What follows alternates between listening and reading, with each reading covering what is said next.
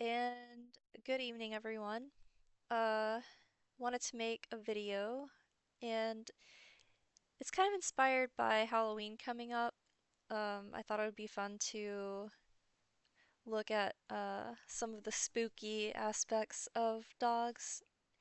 But I wanted to start here with more of a silly one, just because this has been on my mind recently. So, uh, Cruella de Vil sometimes is a popular Halloween costume, and you know, a pretty notorious villain in the Disney movie 101 Dalmatians. But something interesting I found out about 101 Dalmatians is it was actually based on a book uh, written by Dodie Smith. So 101 Dalmatians was adapted from Dodie Smith's 1956 novel of the same name. Um, so who is Dodie Smith? Dorothy Gladys Dodie Smith was an English novelist and playwright. One of her most well-known works obviously is the children's novel The 101 Dalmatians, which was followed up by a sequel called The Starlight Barking, which I want to get into a little bit because it's kind of strange. So in her book, The 101 Dalmatians, it's a little different than what I remember the movie portraying. Um, so this was written in 1956 about the kidnapping of a family of Dalmatian puppies and details the adventures of two Dalmatians named Pongo and Missus as they rescued their puppies from a fur farm. So there's a few just weird things. I don't want to spend a ton of time on this. Um, but basically, I thought this was kind of weird. So in the book, whoops, I did not mean to do that. In the book, the dogs consider the humans their pets, but allow them to think that they're the owners. Um, that's a little weird to me. I mean, this lady just sounds like a dog worshipping nutter, honestly. Um, so of course, um, the dog owners come across Cruella de Vil, who is, apparently has this unhealthy fixation on fur. In the book, she married a furrier and forces him to keep his collection in their home so that she can constantly be wearing the furs all the time. Of course, she then expresses her desire to have a Dalmatian skin coat. And then this dog, Mrs., has 15 puppies, and the humans look for a canine wet nurse, finding an exhausted, liver-spotted Dalmatian in the middle of the road in the rain, treats it at the vet, and then this dog Perdita, which means lost, nurses the pups and becomes a member of the family, and then tells the other dog about her lost love Prince and their puppies, which were sold, and she was running away to search for those puppies. I mean, the whole thing is just this weird, over the top, like dramatic humanization of dogs in this story. And I don't know, it sounds even weirder than how I remember the book being. So blah blah blah. They end up, I think, like I don't want to go through it because honestly, it's like just weird and not that interesting. But I think they end up like somehow taking Cruella de Vil's home and like living in it. And that's when the second book starts, and this one's even more just bizarre. So the Starlight Barking was written in 1967, And here, these people and all these dogs live in Cruella de Vil's house, and I guess a bunch of other rescued Dalmatians. Um, the guy gives some dogs away to different people, but then things take a strange turn. So the dogs find that all other living things besides dogs are in some kind of weird state of sleep or just like they're frozen. They cannot be awakened, it says. No dog is hungry, thirsty, or weak. All the doors, gates, machines operate on command, and the dogs are able to communicate via thought waves to other dogs miles and miles away. Um, I guess one of these dogs is now acting as the prime minister, and like all these dogs are convening in London to like figure out what to do next. So then they find out they can like fly around. There's police dogs. Like, just the whole thing is so bizarre.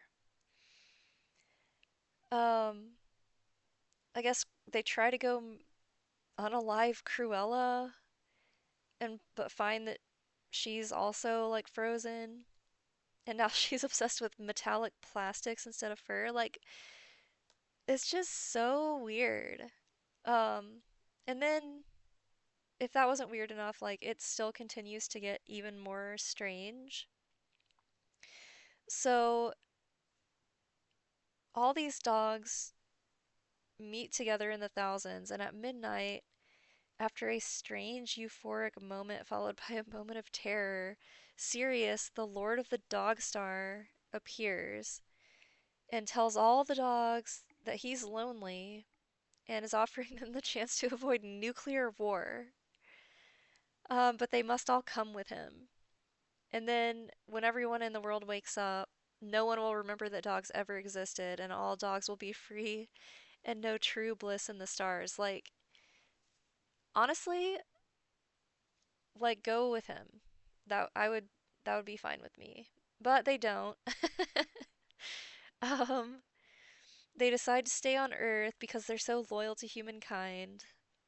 Um, but they'll look for him in the sky when he leaves back to be by himself or whatever. Super weird. So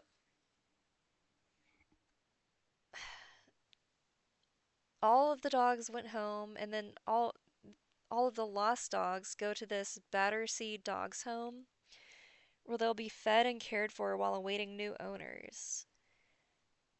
Um, this dog talks to the dog star one more time and says maybe one day all the dogs will leave Earth, but for now they're gonna stay on Earth and continue being mooching off humans, basically.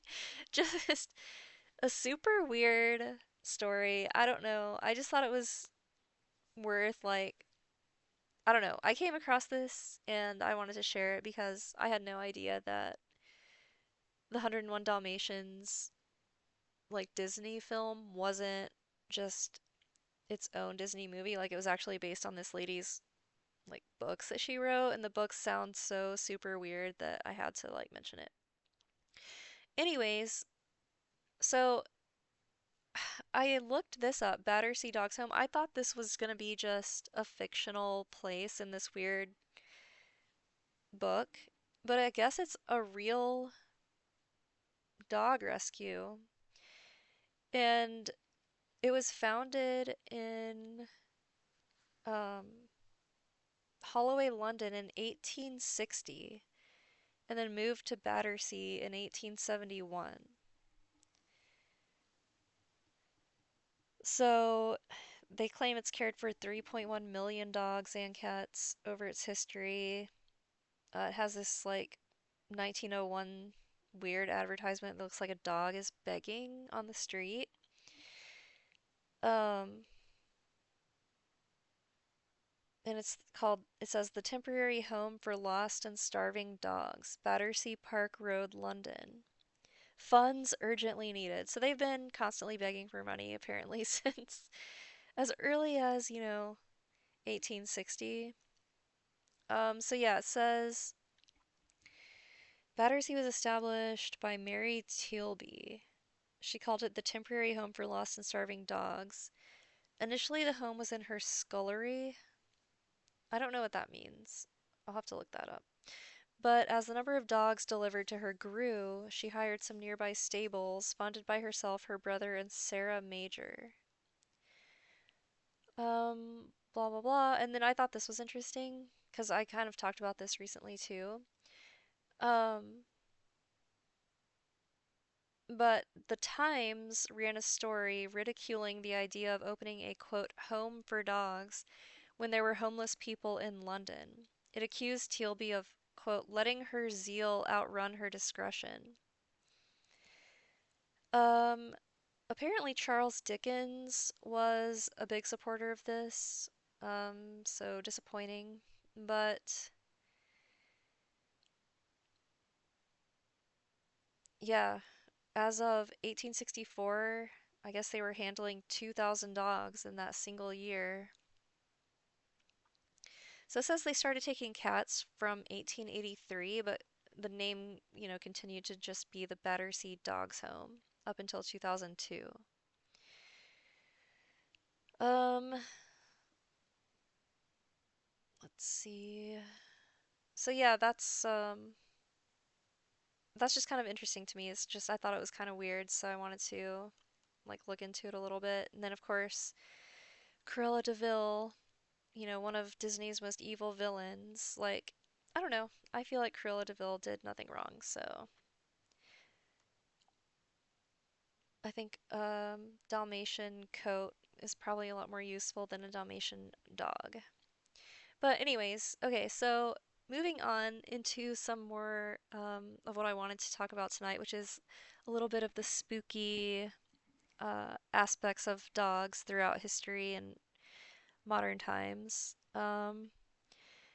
So there's this common thread about, devil dogs, hellhounds, black dogs in particular. And I thought this was interesting. So this play by Goethe, I don't know how to pronounce that. Hopefully that's right. Called Faust. Um, it's a tragic play in two parts. Uh, where basically this guy Faust makes a deal with the devil. And the thing that I thought was interesting was that um, the devil, which is Mephistopheles, I guess, appears to Faust in the form of a black poodle. So Mephistopheles is a demon featured in German folklore. He originally appeared in literature as the demon in the Faust legend, and has since become kind of a stock character. So let's look at this momentarily. So, Faust is the protagonist of a classic German legend based on the historical Johann Georg Faust. He's highly successful yet dissatisfied with his life, which leads him to make a pact with the devil at a crossroads, exchanging his soul for unlimited knowledge and worldly pleasures. Hmm. Yes, so I want to find. Yes, here it is. So, Faust is unsatisfied with his life and becomes depressed. After an attempt to take his own life, he calls on the devil for further knowledge and magic powers with which to indulge all the pleasure and knowledge of the world. In response, the devil's representative, Mephistopheles, appears and makes a bargain with Faust. Basically, Faust sells his soul to the devil, but um, the devil chose to send this representative, Mephistopheles, in the form of a black poodle. So I'm trying to find an image of that because I know I've seen it. I thought I had it pulled up already. So here's kind of an image of a black dog in folklore. Let me find. Well, anyways, you can just trust me. Uh, Here, maybe this is it.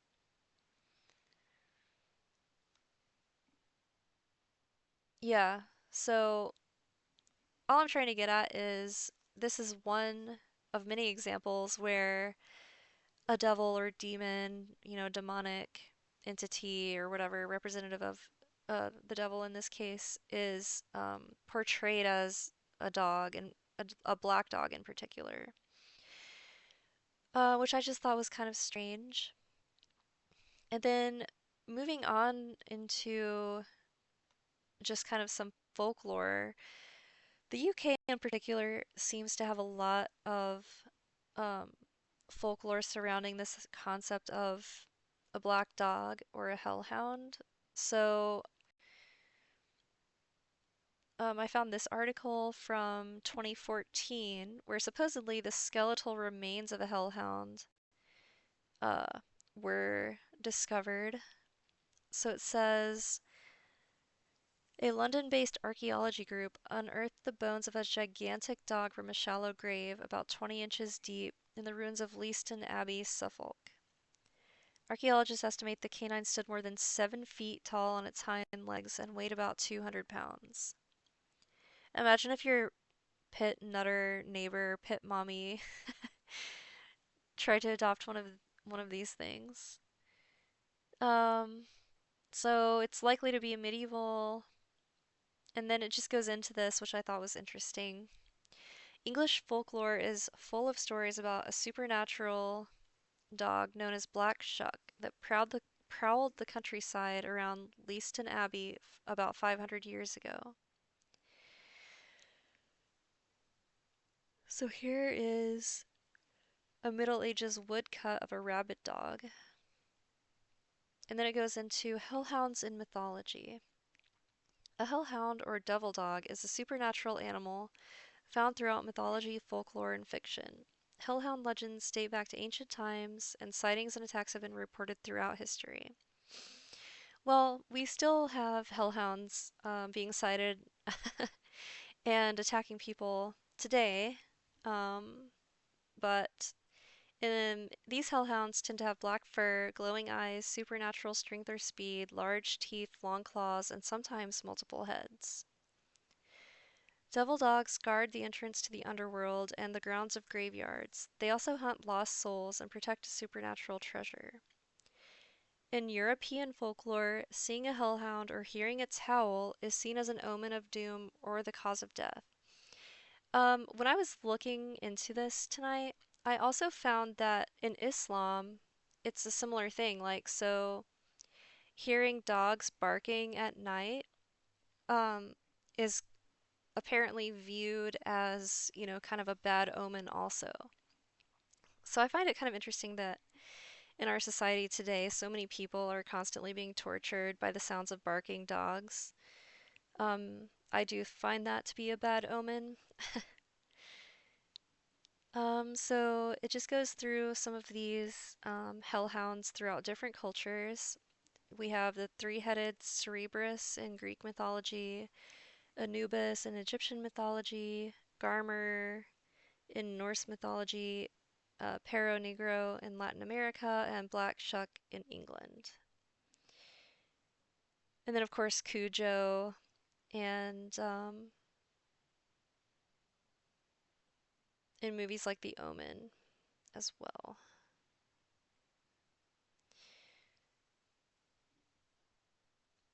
So, let's see. This is all very, very interesting. I like this sort of thing. I like folklore. So, Black Shuck is the name given to a medieval hellhound in England. This devil dog was said to have black fur, flaming eyes, sharp teeth and claws, and great strength. Locals said they spotted him in graveyards, forests, and on roadsides, and some attacks were attributed to him as well. The most famous one occurring on August 4th of 1577 at two churches in Blythburgh and Bungay in the English countryside.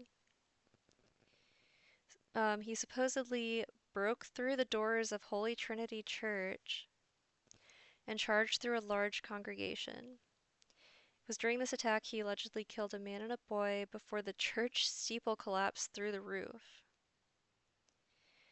As the hellhound departed, he left claw marks on the north door of Holy Trinity Church that are supposedly still visible to this day. On the same day, this dog was reported to have rampaged through another church at St. Mary's in Bungay, about 12 miles away, and it was described as a strange and terrible wonder. Or it was described in A Strange and Terrible Wonder, which was a pamphlet written by Reverend Abraham Fleming in 1577. This black dog, or the devil in such a Linus, God he knoweth all who worketh all, running all along down the body of the church with a great swiftness and incredible haste among the people in a visible form and shape, passed between two persons as they were kneeling upon their knees and occupied in prayer, as it seemed, wrung the necks of them both at one instant, insomuch that even at a moment where they kneeled, they strangely died. So here's a depiction from this pamphlet of Black Shuck.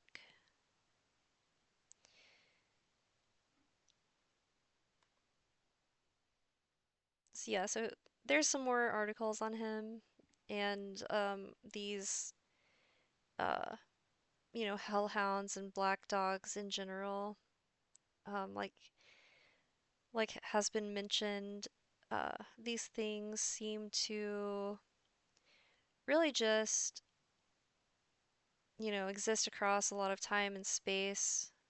Um, Even here, like if you look at China, the Hodu is a legendary creature originating within the minorities of southern China. It's described as having the appearance of a large black dog that can emit flames from its mouth. Fire would break out wherever this dog went, so the ancients saw it as a sign of fire and an ominous symbol. Even here in India, uh, part of the Buddhist Pali Canon includes a story about a black hound, which translated means great black. It scares unrighteous people towards righteousness. His appearance portends the moral degeneration of the human world, when monks and nuns do not behave as they should, and humanity has gone astray from ethical livelihood. Hmm, very interesting. In Hinduism, Yama, the Lord of Death, has two dogs who guard the underworld.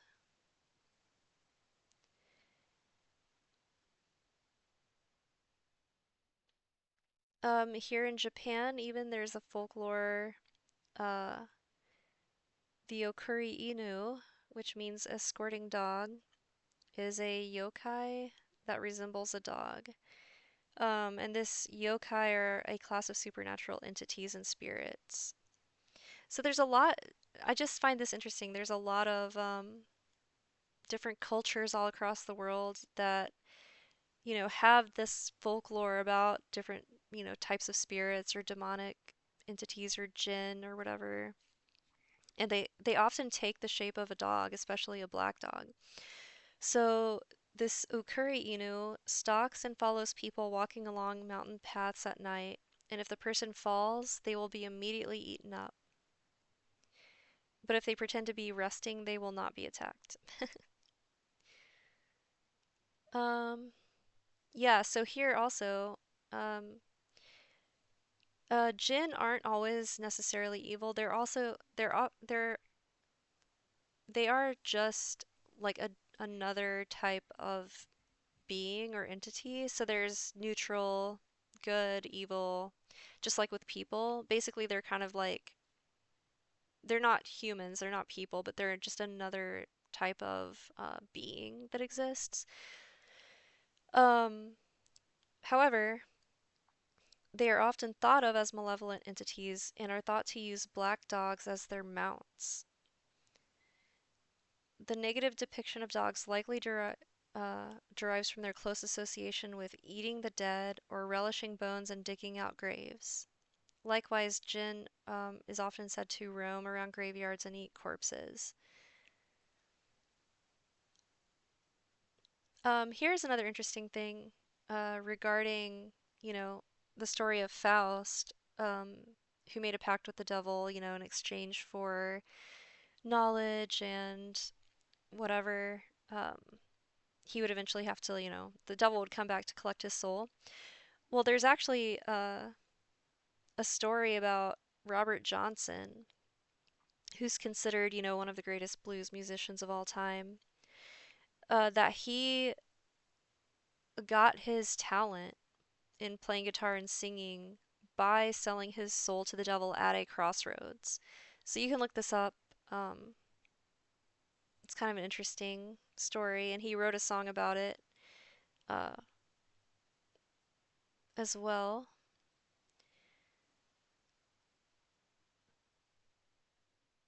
So yeah, I mean, here they are in the Welsh tradition, England, of course, Catalonia,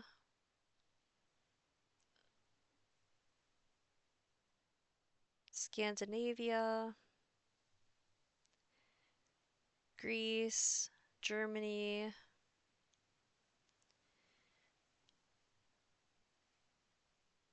France. Sorry, I'm just reading through these. Albania. So yeah, another place that this theme recurs is with the notorious Son of Sam, um, who interestingly, um, you know, said that he did not act alone. He ended up being, the only one ever convicted, charged and convicted for these killings. But, according to him, he was part of a broader, cult that was all involved. But he also claimed during questioning that his neighbor's large black dog was actually just a demon in the form of a dog. And you can see, I pulled up that picture earlier. That dog here, this is the dog that Berkowitz claimed, you know, was talking to him and telling him what to do. So, relatedly, because there was some crossover with this time period and these sorts of weird things. I think a lot of people are aware of this now, but there was a cult, I guess I don't know what you would call it. There's this weird group. They were known as the Process Church of the Final Judgment, and eventually they ended up morphing into Best Friends Animal Society.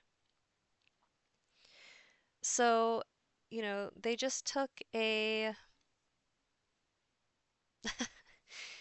strange detour, some might think, into um, this bizarre like dog rescuing after, for years being like a bizarre cult that actually branched off from Scientology. It's a whole weird thing. I, recommend you look into it more. But something that stood out to me about this is that, there was a lot of child abuse that went on with this cult. And here it says that, quote, the dogs were fed much better than we were. They were being given nice big chunks of red meat, while our dinner was whatever we found in the dumpster behind the supermarket. Um, so this is, on a recent voice chat, with Animal on Control, he brought up a video of this guy from Brazil who had these two giant disgusting mutant dogs sitting at his like kitchen counter table. And he was, and I guess this is his whole shtick, is like he creates videos where he's just making these like gourmet meals for dogs. And I'm talking like, what was he cooking? Like a steak, lobster, like avocado with cream, just the most decadent, expensive meals. Most people don't eat like that very often. And he's just feeding it to these disgusting dogs. And I mentioned at the time that that struck me as a humiliation ritual. And then you find cases of, documented cult, weird, child abuse situations. And you find the same thing. The dogs are eating steaks, and then the kids are forced to eat trash or go hungry, eating out of dumpsters. It's very weird. There's something very sinister about all of this whole dog culture. So, I'm not just doing this for, kind of a Halloween theme. There does seem to be a very malevolent, sinister uh, element to all of this dog culture. So I looked this up because I've been listening to this audiobook recently, and I highly recommend it. It's pretty dark, heavy stuff. But I think it's important for people to be aware of these kinds of things. So the book is called The Franklin Scandal. It's by Nick Bryant. I also plugged this book on my last voice chat with Animal on Control. And I mentioned this, and I wanted to find the actual passage. So, uh, the Webbs, who are the foster slash adoptive parents of these kids, it says that as punishment, they would consistently deny the children food. Um, Tracy Washington, who was one of the girls who was adopted by these people, was deprived of food for 4 days, and she was really only able to eat lunch at school. Um, they were, abused, beaten, given all these chores to complete. It's literally like a Cinderella type situation, but much worse. Um, and she again says, they starved us as regular punishment. Ulysses Washington, who was one of the sisters, said that after dinner we would clean off the table and eat the scraps from the Webb's plates because we were so hungry. Tasha Washington, who was these girls' sister as well, would later tell me that the Webbs forced her adoptive brothers to eat dog food from a bowl on the floor. So it's just really sick stuff going on in a lot of these cases. And then here is an example from um, Islam Question and Answer. I was just trying to find, there's a lot of information about this in like European folklore and like European uh, traditions, but I thought this was interesting. So, Sheikh Ibn Uthaymin said that with regards to keeping dogs, it is haram and is in fact a major sin because the one who keeps a dog, except for those which an exception has been made, will have 2 qirats deducted from his reward every day. So, I mean, in general, it was highly frowned upon, considered haram or a sin, unclean, impure.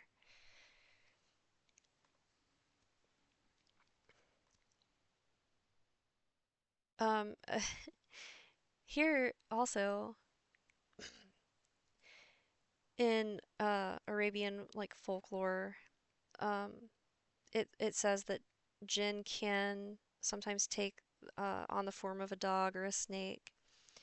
So again, just like with the black shuck or these different like European folk tales, a dog is a prominent, is prominently featured. And then I found this story. This is a Psychology Today article. Most of it's not that interesting. Apparently, there was a blind man on a bus in the UK, and some Muslims got upset and wanted him to be kicked off with the dog. And so the guy writing this article was interviewing like a Muslim scholar, and the scholar asked him, "Tell me more about that seeing eye dog on the bus. Specifically, what color was it?" "It was a black Labrador retriever," I replied. "That may explain part of it," he said. "While Muhammad rescinded the sentence of death for dogs that work and have a useful function, he allowed it to stand for one class of dogs, namely stray black dogs. The reason for this is that he believed that the devil often appears masquerading as a black dog. Perhaps that Muslim family's concern was not because of their belief of the unclean nature of dogs in general, but because of their fear that they were in close proximity to the devil, in the guise of that particular black dog." So I think I'll end it there. Thanks for listening, and yeah, try to avoid any stray black dogs you see, or really just any dogs in general.